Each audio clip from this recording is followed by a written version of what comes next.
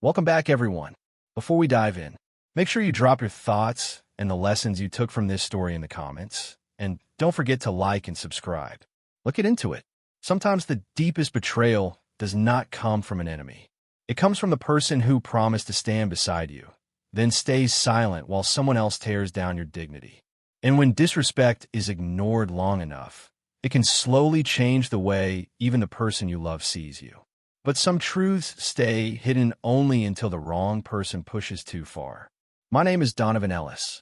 I'm 39 years old, and for 12 years, I let the woman I love believe she understood the size of my professional life when she only knew a carefully limited version of it. That decision became the biggest mistake of my marriage. It also created the conditions for the most humiliating night of my life. Because by the time my wife's sister stood in a private dining room in Dallas, Texas, raised her glass, and told 30 people I was not worthy of my wife, my own wife had heard versions of that judgment so many times that part of her had begun to believe it. Tamara Bennett raised her glass and looked directly at me. "A man like you has never built anything important," she said. "You stand behind Patrice's success and let people assume you belong beside her." The room went silent. Patrice sat 2 seats away from me, staring at the table. Tamara reached into her clutch, removed a folded envelope, crossed the room, and placed it directly in front of me. "There are a few $100s in there," she said. "Buy yourself a decent suit. Tomorrow Sterling Aeronautics closes a $200 million investment. The least you can do is avoid embarrassing my sister." Nobody laughed. Tamara seemed to realize she had crossed the line, but instead of stopping, she smiled and tried to turn the cruelty into humor. I looked at Patrice. I expected anger, embarrassment on my behalf, anything that said we were still standing on the same side of the room, even if nobody else understood it. Instead, she whispered, "Donovan, please do not make this bigger than it needs to be. Tamara is being Tamara. Tomorrow matters to her." I asked, "And tonight does not matter to me?" Patrice finally looked at me. "I just do not want another scene around your pride." That hurt more than the envelope. Tamara had been insulting me for years. Patrice was my wife. I picked up my phone, opened a message to Rochelle Grant, Meridian Crown Capital's managing director, and typed 5 words. "Release the approved hold notice." Then I sent it. Tamara returned to her guests, laughing as if nothing important had happened. What she did not know was that the hold on Sterling Aeronautics had already been approved hours before I entered that restaurant. Her insult had exposed her character. It had not created the financial problem threatening her company. To understand why Patrice's words hurt as much as they did, you have to understand who we had once been. Patrice and I met in Dallas when neither of us had much money. She worked in hospital administration during the day and took accounting courses at night. I operated a small investment consulting practice from 2 rooms in an aging office building near downtown. My only employee was an assistant named Wesley Ford. We ate at inexpensive restaurants, shared one reliable car for a while, saved deliberately, and talked about building a life that depended more on discipline than appearances. Patrice eventually moved into corporate health administration and rose steadily. I transformed my consulting practice into Meridian Crown Capital. What began as advisory work became direct investments, then controlling positions in manufacturing, logistics, commercial property debt, and industrial technology. Patrice knew I still owned an investment business. What she did not know was what that business had become. I paid myself a modest salary. We maintained a joint household account, but the company's equity sat inside, holding entities established before our marriage and governed separately. We filed legally appropriate separate financial disclosures with professional accountants, and I never brought portfolio company documents home. I did not hide my identity from regulators, lenders, institutional partners, auditors, or anyone entitled to know it. Meridian's investors knew exactly who controlled the firm. Our attorneys knew. Our banks knew. What I avoided was public visibility. Rochelle handled most external meetings. Portfolio executives usually dealt with our investment committee instead of me. I traveled to cities Patrice knew I was visiting and attended meetings I genuinely described as client meetings. The deception was not built from imaginary trips or fake offices. It was built from omissions, technically true descriptions, and a silence that lasted so long it became dishonest. At first, I told myself I was protecting our marriage for money. Later, I realized I was testing Patrice without her consent. I wanted to know that she loved Donovan before wealth could change the equation. That might have sounded noble during the first few years. By year 12, it was not noble. It was control. I had decided what information my wife could handle and then congratulated myself because our marriage survived circumstances I had secretly designed. I would eventually have to answer for that. But my secrecy did not force anyone to humiliate me, and it did not force Patrice to let somebody else define my worth. Tamara's contempt had existed before she became Chief Executive Officer of Sterling Aeronautics, but her promotion 4 years earlier intensified it. Before that, the insults came as jokes about my old car or questions about whether my little investment company was still operating. After she became Chief Executive Officer, every family dinner seemed to contain a comparison. Tamara talked about board meetings, acquisitions, executive travel, and compensation packages. Then she would look at Patrice and say things like, "You need somebody who can walk into the rooms you are entering without looking lost." For years, Patrice pushed back, sometimes gently. "Donovan is doing fine," she would say. Later, she stopped correcting Tamara. Then came a night 6 months before the restaurant Humiliation when Patrice and I were alone in our bedroom after another family dinner. She stood near the dresser removing her earrings and said, "Sometimes I wish you looked more ambitious around Tamara." I asked what she meant. Patrice hesitated. "I'm tired of explaining why you still seem to be doing the same thing you were doing 10 years ago." I said, "Do you believe I am unsuccessful?" She answered too quickly. "That is not what I said." I waited. Finally, she sighed and said, "I know you are comfortable. I know you provide. But sometimes I look at the people around me now and wonder whether we stopped growing in the same direction." That sentence stayed with me because I heard Tamara inside it. I also heard the consequences of my own secrecy. Patrice had watched her career expand publicly while mine appeared frozen. She deserved the truth. Instead of giving it to her, I told myself that if she really knew me, visible success should not matter. 7 days before Sterling Aeronautics was scheduled to close Meridian Crown's $200 million investment, I was reviewing the final diligence package in my office. This was not the first time anyone at Meridian had examined the numbers. Our transaction counsel, independent accounting advisors, investment committee, and industry specialists had been working for months. Sterling was publicly traded, and its quarterly Form 10-Q filings with the Securities and Exchange Commission were available for comparison. The company had strong technology, valuable contracts, skilled employees, and a manufacturing facility already 3/4 complete. The problem was a schedule prepared under Sterling's chief financial officer, Vernon. The management schedule showed short-term liabilities almost $70 million below obligations disclosed elsewhere for the same reporting period. The difference was not merely an accounting judgment. Several supplier notes and debt maturities due within 12 months had appeared as current obligations in Sterling Securities and Exchange Commission filing, but disappeared from the closing model Vernon provided to Meridian. A forged-looking review notation suggested the external accounting firm had accepted the treatment, but our advisors could not match that notation to any signed auditor work product. I called Rochelle that night. "Reopen the liability reconciliation," I said. "Use outside sources and our retained accounting team. Do not accuse anybody. I want verification." She asked whether I wanted the closing delayed immediately. I said, "Prepare for it, but I want the committee to make the decision from evidence." I had already disclosed internally that Sterling's chief executive officer was my wife's sister. Because of that relationship, I had agreed months earlier that any adverse decision involving Sterling would require approval from Meridian's independent investment committee and outside counsel, not just my instruction. Over the next 48 hours, Rochelle's team found more. An outside accounting advisor confirmed that the missing obligations could not properly be treated as remote contingencies because payment dates were fixed within the coming year. Sterling's data room contained a summary supposedly derived from the external auditor's work, but the auditor's engagement records did not support it. 2 supporting schedules had been replaced after upload.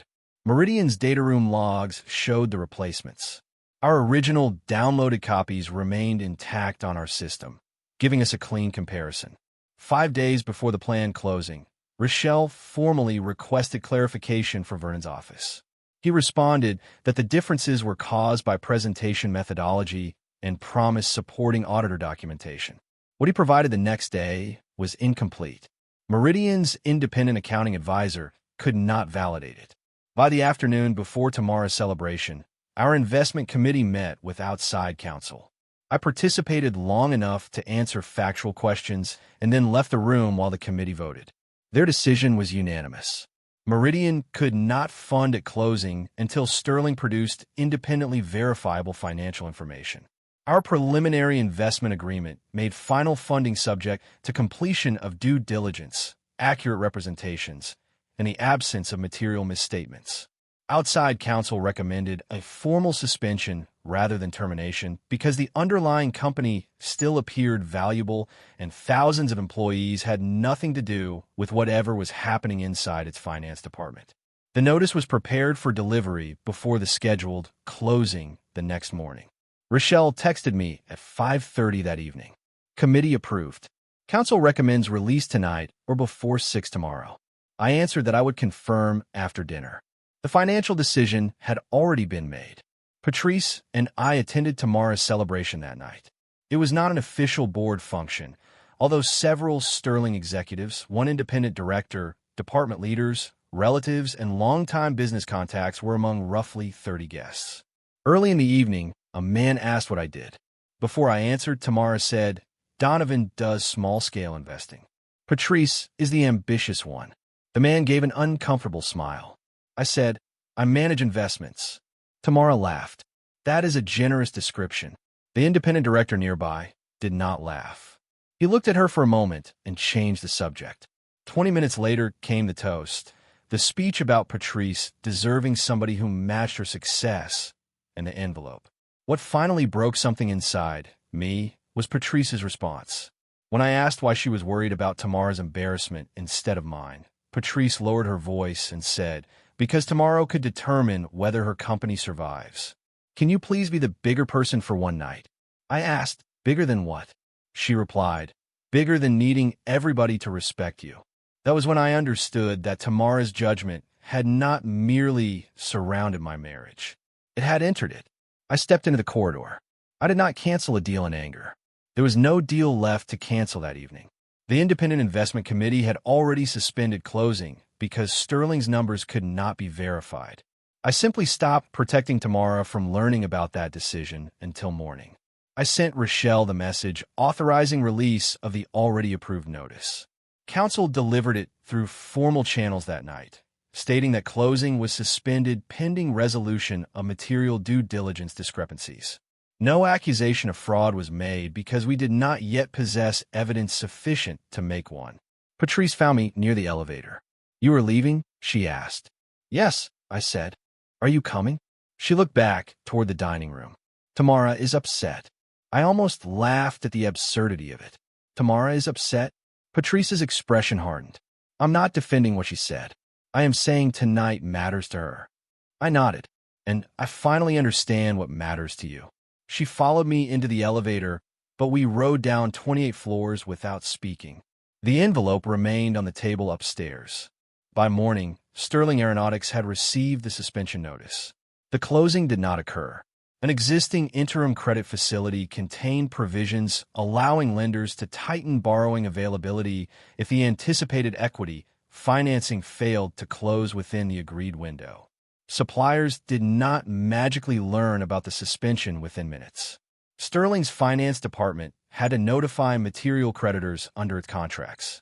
By the end of the day, 2 major suppliers exercised rights to shorten payment terms, and the existing lender restricted additional draws.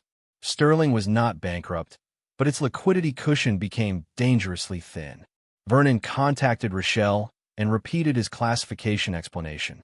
This time Rochelle sent a formal written request for signed auditor support, debt schedules, board-approved accounting policies, and reconciliation to the Securities and Exchange Commission filing. Vernon promised everything within 24 hours. He missed the deadline. That failure mattered more than anything Tamara had said to me at dinner.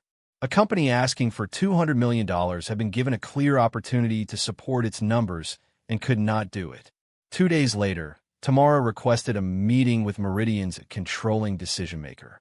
She expected someone she had never met.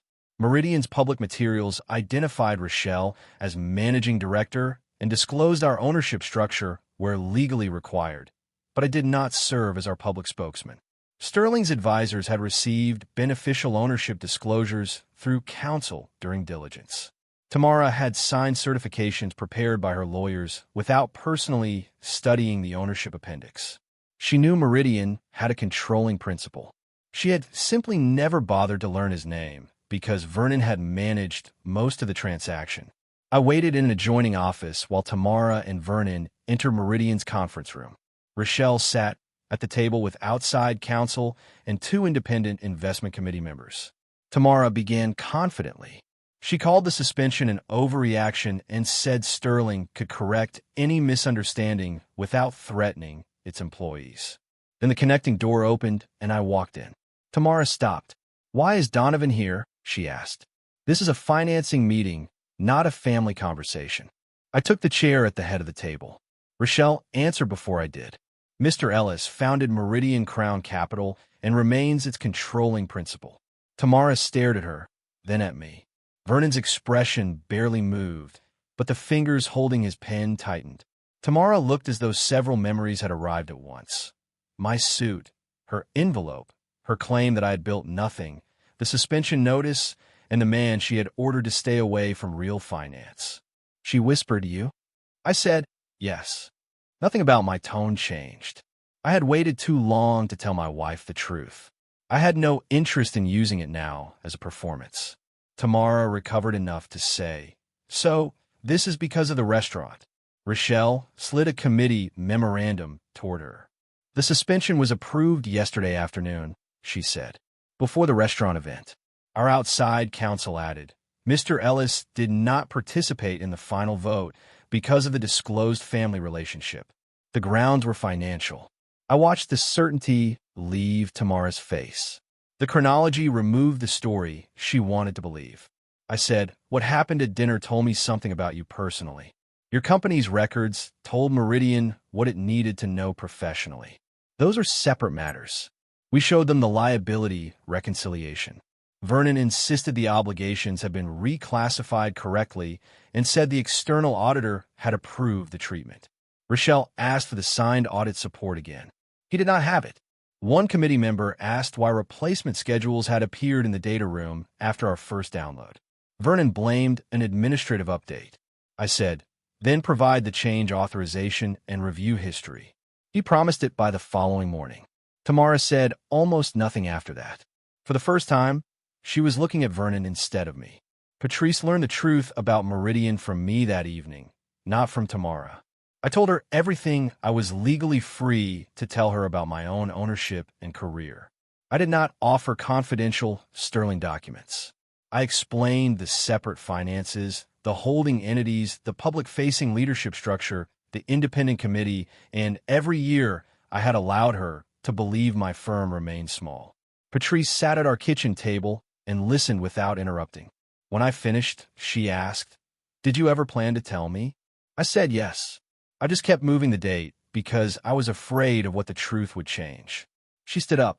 "You tested me for 12 years. I did not argue." "Yes," she said. "You watched my sister disrespect you while knowing you could end the argument with one sentence." I answered, "I could have corrected the facts. I could not control what the facts would do to our marriage afterward." Patrice shook her head. "You decided for me." "I did," I said, "and that was wrong." Then she asked whether I had suspended Sterling because of Tamara. I told her the independent committee had voted before dinner and that outside counsel could verify it. Patrice looked exhausted. "Tamara says you were destroying her company because she insulted you." I said, "Tamara is wrong." Patrice replied, "I do not know who to believe anymore." That sentence was fair. What came next was not.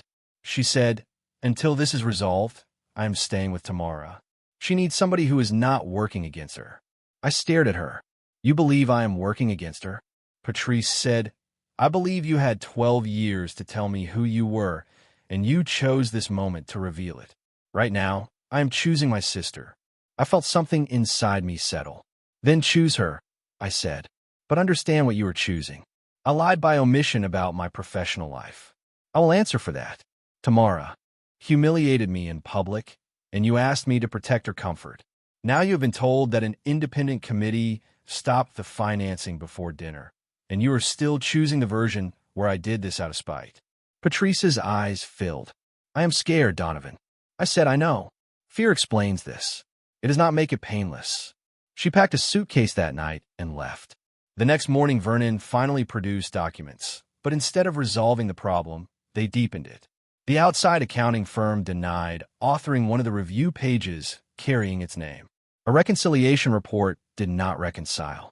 An accounts payable summary referenced vendor invoices missing from the authorized diligence repository. Meridian's copies of earlier data room files showed that 3 documents had later disappeared from Sterling's side of the repository. Vernon could not erase the copies already preserved on Meridian's servers, and our system log showed exactly when each version had been received. Rochelle contacted Sterling's outside counsel, not Patrice and not Tamara privately. She advised them that Meridian had identified potential document integrity issues and requested that Sterling's independent directors preserve records. That changed the investigation. Denise Holloway, Sterling's lead independent director, retained a forensic accounting firm and separate counsel for the board. Once the board authorized access, the forensic team could lawfully examine Sterling's accounting systems, data room administration logs, and internal approval records. We provided our preserved copies and metadata through counsel. Nobody at Meridian pretended we had magical access to Sterling's private servers or bank accounts. Vernon reacted quickly. He told 2 directors that my conflict of interest had contaminated Meridian's diligence and that I was retaliating over a family dispute. The accusation was dangerous because parts of it sounded plausible. I was related to Tamara through marriage. She had humiliated me. The investment had been suspended around the same time. The difference was documentation. Meridian had disclosed the relationship months earlier. Independent members had approved the suspension before the party. Counsel had recorded the process. Vernon's narrative could create noise, but it could not change timestamps. Tamara still wanted to believe him because the alternative required admitting that she had trusted the wrong executive while ridiculing the wrong person. When Patrice visited her, Tamara asked, "Whose side are you on?" Patrice later told me she answered, "Yours for now."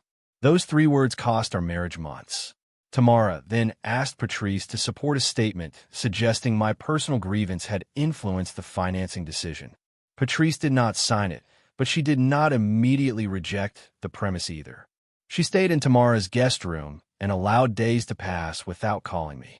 Meanwhile, Sterling's forensic review found that an external accounting engagement had been terminated shortly after one staff accountant, Cedric Lawson, questioned liability classifications and requested source documentation. Cedric had not stolen private company files. His accounting firm had retained authorized work papers under its professional document retention policy. After the board's new counsel contacted the firm, those work papers were produced through proper legal channels. They showed that Cedric had raised questions months earlier about obligations Vernon later excluded from Meridian's closing schedule. Then Vernon presented Tamara with what he called the company's rescue. A private lending fund offered $120 million in emergency financing secured by liens against valuable patents and 2 manufacturing facilities. The loan carried severe default provisions. Vernon told management that the fund could close quickly and that waiting for Meridian would leave Sterling without enough liquidity to satisfy lenders and suppliers. Tamara did not sign it alone. She pushed the proposal before the board's finance committee and argued that the company had no time for another extended review. 2 independent directors objected. Sterling's regular outside counsel asked for more time to verify the lender's ownership and authority. Vernon produced a legal opinion from separate counsel connected to the lender and insisted the structure was ordinary distress financing. Tamara supported him. She told the board, We cannot let Meridian control our survival. Pride influenced her, but fear did too. After a divided emergency meeting, the board authorized negotiations subject to final documentation. Tamara instructed the finance team to move as quickly as legally possible. That decision would later become one of the reasons the board removed her authority. Rochelle learned of the proposed loan through Sterling's board counsel because the company was still obligated to disclose material financing developments under our suspended transaction agreement.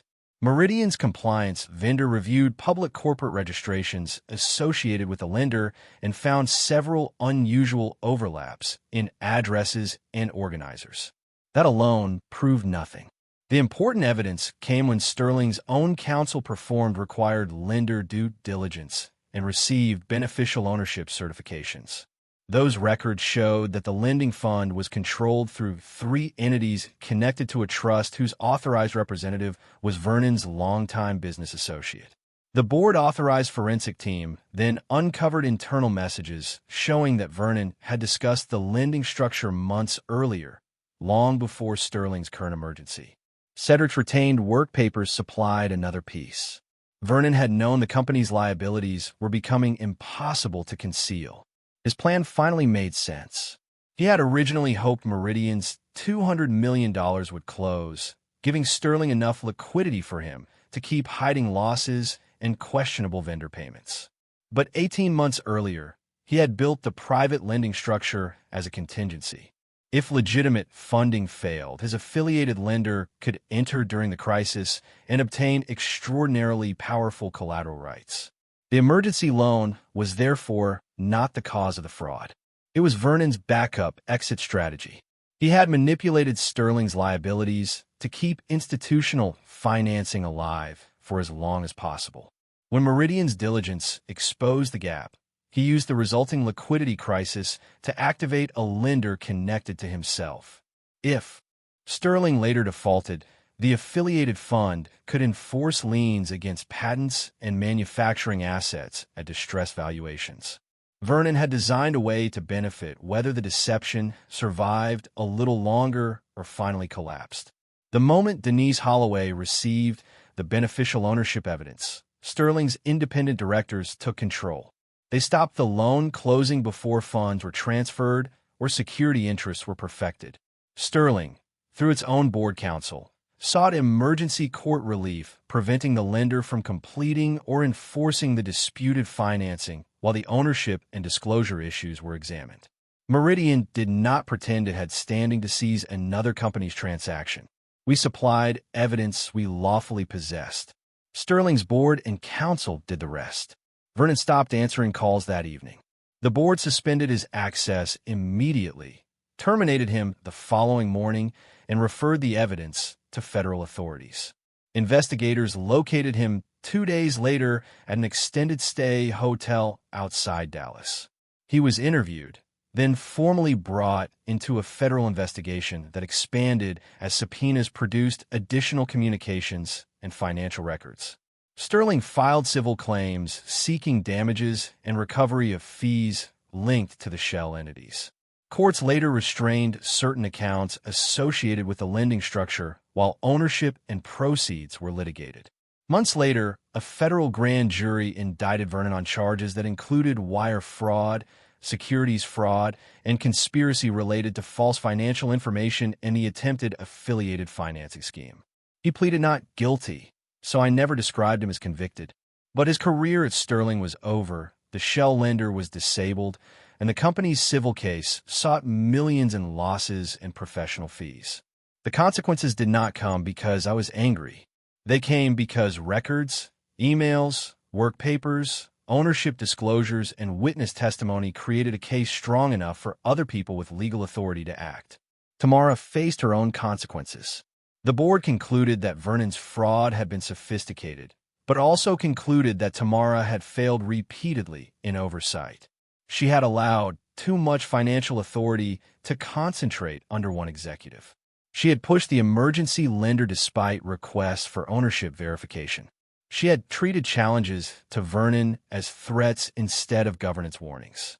Her public behavior at the celebration was included in the board's broader assessment of judgment, but nobody removed her because she insulted me. Denise called Tamara into a special board session.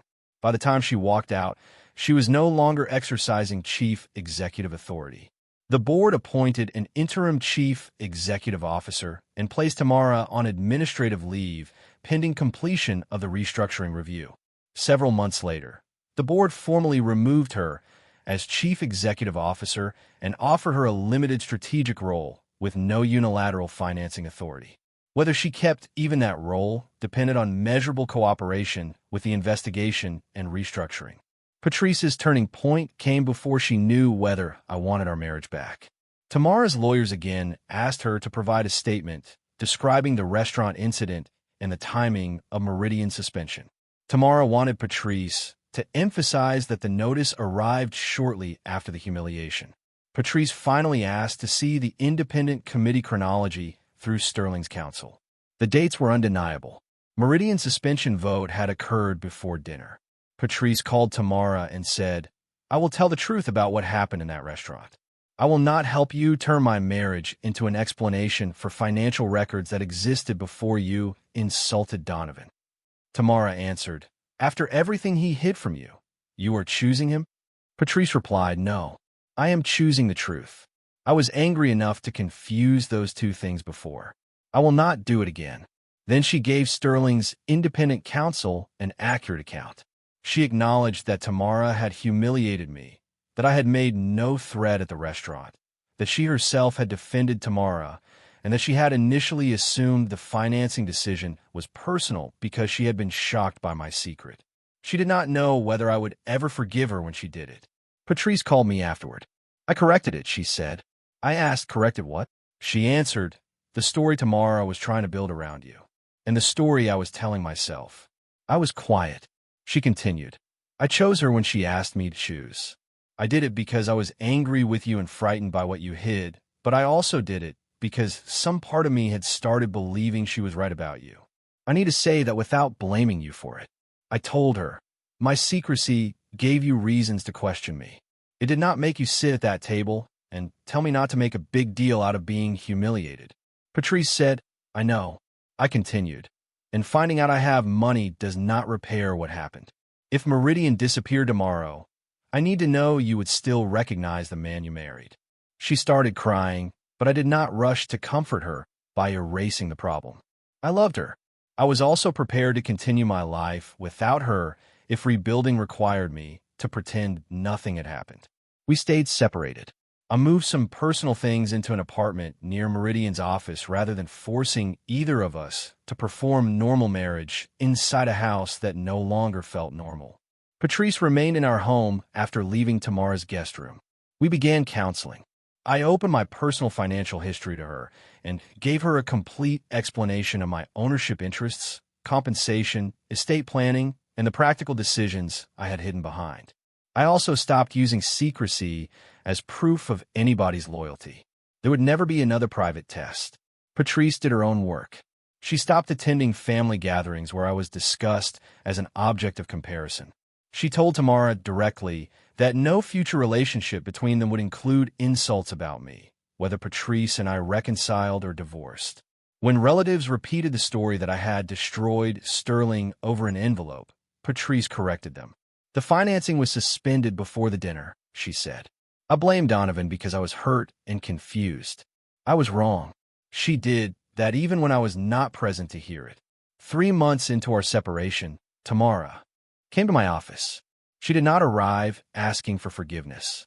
She came representing herself because the independent directors had already taken control of negotiations. She said, "The board wants to know whether Meridian would reconsider the investment after the restatement." I answered, "That depends on the company, not on you and me." She looked at me for several seconds. "I understand that now." Then she added, "I thought you suspended the deal because I embarrassed you." I said, "You embarrassed yourself. The records suspended the deal." Tamara lowered her eyes. I spent years telling Patrice she had married beneath herself. I said nothing. She continued, "And when I had a chance to prove I was the executive, I kept telling everybody I trusted the wrong person, ignored people asking legitimate questions, and almost pledged away the assets I was supposed to protect. I replied, "That is the part you need to understand. My title was never the reason you were wrong about me. Even if I still had the two-room consulting office, you had no right to treat me the way you did." She nodded. I know. I believe she meant it, but belief was not the same as restoration. Meridian submitted new financing conditions to Sterling's independent board. They were negotiated by counsel, not dictated by me to Tamara. Funding would resume only after audited restated financials, a reconstituted board with a strong independent majority, a permanent audit committee, quarterly external reviews, strict related party transaction rules, dual approval for major capital commitments, and enhanced whistleblower protections. A protected employment reserve would be funded before executive bonuses returned. We also required that the first financing tranche stabilize suppliers, payroll, and the nearly completed manufacturing facility rather than reward executives or refinance questionable insider obligations. Sterling's board approved the governance changes. Shareholder approvals were obtained where required. Meridian's independent investment committee re-examined the transaction from the beginning and approved the restored $200 million commitment in stages. I participated, but I did not override the process. The company was worth saving once the corrupted financial structure was removed. The first tranche closed several weeks later. It was not me writing a personal check to rescue people who had insulted me. Institutional partners supplied capital under the same governance process Meridian used for every major investment.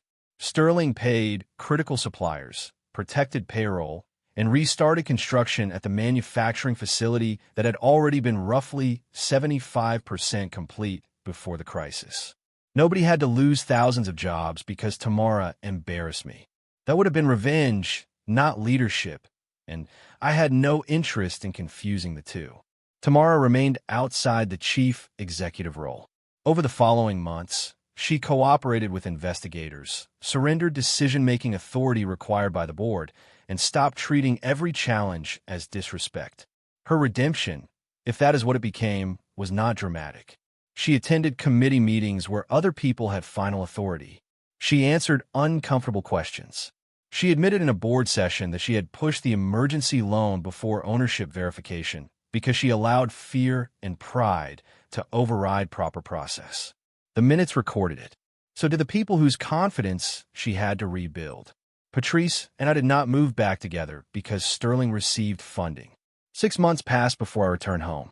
By then we had spent months in counseling and more evenings than I could count discussing things we should have discussed years earlier.